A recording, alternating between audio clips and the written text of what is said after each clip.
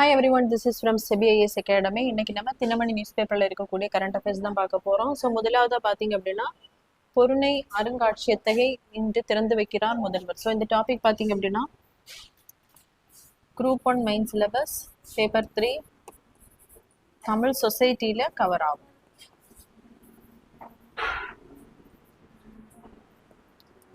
So அந்த பழைய கால அந்த தமிழர்கள் வாழ்ந்த வாழ்க்கையை காட்சியகம் படுத்துறதுக்காக தான் இந்த பொருணை அருங்காட்சியத்தை வந்து திறந்து வைக்கப்படுகிறது.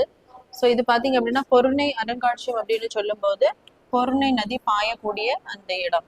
ஸோ திருநெல்வேலி தூத்துக்குடி மாவட்டத்தில் தான் இந்த தாமிரபரணி அல்லது பொருணை அப்படின்னு சொல்லக்கூடிய அந்த நதியானது பாயும். ஸோ இதில் அமைந்த அந்த நாகரிகத்தை கண்டுபிடிப்பதற்காக தான் திருநெல்வேலி மாவட்டத்தில் பார்த்தீங்க அப்படின்னா ஆதிச்சநல்லூர், சிவகலை, கொர்க்கை உள்ளிட்ட இடங்களை வந்து தொல்லியல் களமா தமிழக அரசால் அறிவிக்கப்பட்டுள்ளது. இதுல என்ன பண்ணுவாங்க அப்படின்னா பழங்கால தமிழர்கள் வாழ்ந்த அந்த இடத்தை நாகரிகத்தை அதுல கிடைக்கக்கூடிய பொருட்களை பார்த்தீங்க அப்படின்னா அகழ்வாராய்ச்சி செய்து எடுத்து இந்த பொருணை அருங்காட்சியத்துல வந்து மக்களுக்கு பார்வைக்காக வைக்கப்படும். ஸோ இந்த ஆதிச்சநல்லூர் பார்த்தீங்க அப்படின்னா இரும்பு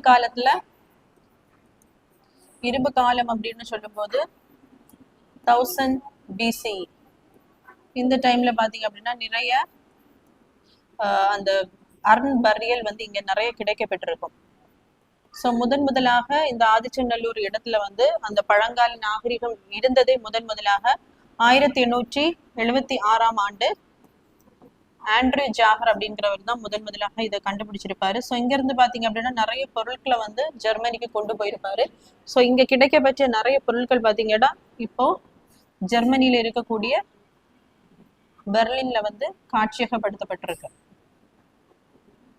ஸோ இந்த பொருணை அருங்காட்சியத்தை நிறுவதன் வாயிலாக மக்களுக்கு வந்து நம்ம முன்னாடி இருந்த அந்த முன்னோர்கள் வந்து எப்படி வாழ்ந்தாங்க, என்னென்ன திங்ஸை வந்து யூஸ் பண்ணாங்க, ஸோ அவர்களுடைய நாகரிகம் எப்படி இருந்தது அப்படின்னு நம்மளால அறிந்து கொள்ள முடியும். நெக்ஸ்ட் பாத்தீங்க அப்படின்னா தமிழகத்தில் 97 லட்சம் வாக்காளர்கள் நீக்கப்பட்ட வாக்காளர்கள். ஸோ இது பாத்தீங்க அப்படின்னா நம்மளுடைய குரூப் 1 மெயின் சிலபஸ் பேப்பர் 3 பாலிட்டியில எலெக்ஷன்ல வந்து கவர் ஆகும்.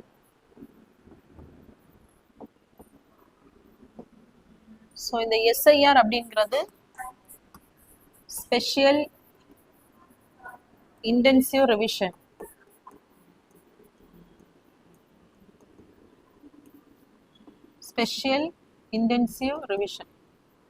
ஸோ இந்த வாக்காளர் பட்டியலில் பார்த்தீங்க அப்படின்னா நிறைய பேர் வந்து இறந்து போயிருப்பாங்க. அதே மாதிரி கல்யாணம் ஆகி ஒரு இடத்துல இருந்து இன்னொரு இடத்துக்கு வந்து போயிருப்பாங்க. அதே மாதிரி 2 இடத்துலையும் அவங்களோட பேர் இருக்கும். ஸோ அதற்காக தான் என்ன பண்றாங்க அப்படின்னா இந்த ஸ்பெஷல் இன்டென்சிவ் ரிவிஷனை வந்து நடைமுறைப்படுத்துறாங்க. இதன் மூலம் என்ன பண்ணுவாங்க அப்படின்னா அந்த டூப்ளிகேட் நேம், அதே மாதிரி கல்யாணம் ஆகி ஒரு இடத்துல இருந்து இன்னொரு இடத்துக்கு போயிருப்பாங்க. ஸோ அவர்களுடைய அந்த இரட்டை பதிவு, இறந்து போனவர்களின் பெயர்களை எல்லாம் என்ன பண்ணியிருக்காங்கன்னா நீக்கி இருக்காங்க. ஸோ அதன்படி பார்த்தீங்க அப்படின்னா தமிழகத்துல 97 லட்சம் வாக்காளர்களுடைய பெயர் வந்து நீக்கப்பட்டிருக்கு.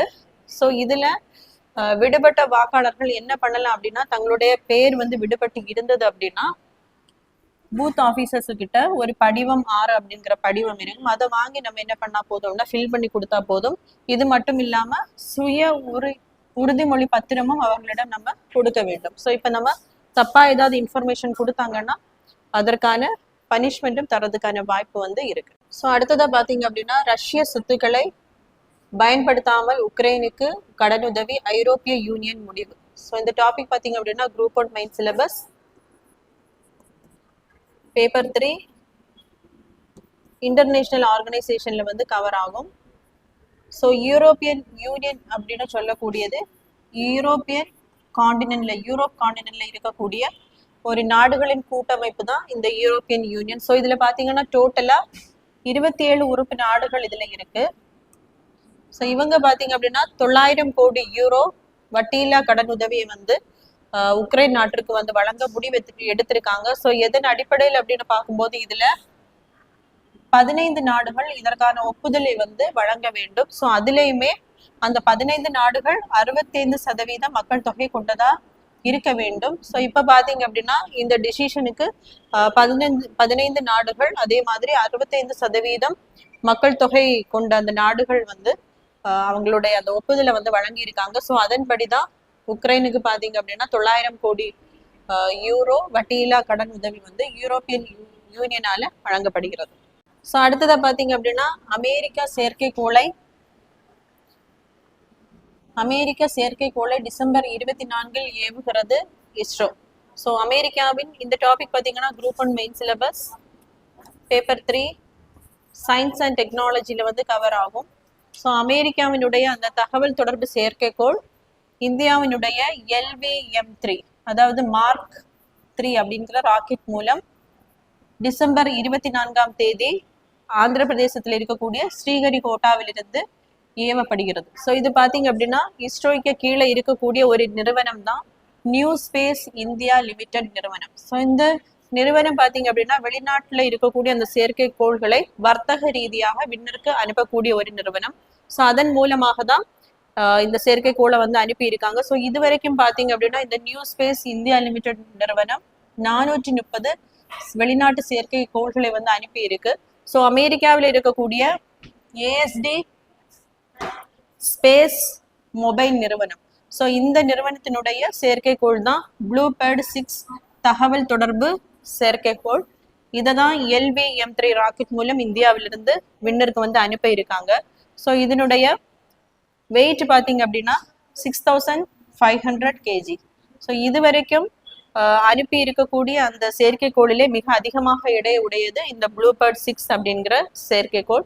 ஸோ இது எதற்காக அனுப்பப்படுகிறது அப்படின்னா இது ஒரு தகவல் தொடர்பு சேட்டலைட்டு, தொலைதூர பகுதிகளுக்கு கைபேசி இணைப்பு, அதிவேக 5G இணையதள சேவைக்காக தான் இந்த கம்யூனிகேஷன் சேட்டலைட் வந்து இந்தியாவிலிருந்து விண்ணிற்கு ஏவப்படுகிறது. ஸோ அடுத்ததான் இன்னைக்குள்ள அந்த கரண்ட் அஃபேர்ஸ் ரிலேட்டடா ப்ரீவியஸ் இயர் குரூப் 4 எக்ஸாம்ல வந்து என்னென்ன கொஸ்டின்ஸ் வந்து கேட்டிருக்காங்க அப்படின்னு பார்க்கலாம்.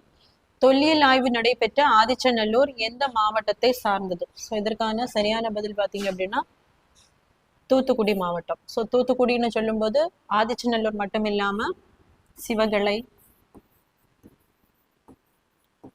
கொர்க்கை, ஸோ இதெல்லாமே திருநெல்வேலி மாவட்டத்தில் இருக்கக்கூடிய தொல்லியல் களம். ஸோ அடுத்ததை பார்த்தீங்க அப்படின்னா பின்வருவற்றுள் சரியானதை பொறுத்துக. பெரும்பாலை தர்மபுரி மாவட்டம். ஸோ இது பார்த்தீங்க அப்படின்னா இது கரெக்ட், தர்மபுரி மாவட்டத்துல தான் இருக்கு.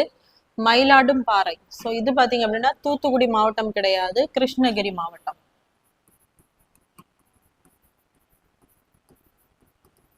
ஸோ அடுத்ததான் சிவகலை. சிவகலை பார்த்தீங்க அப்படின்னா தூத்துக்குடி மாவட்டம்.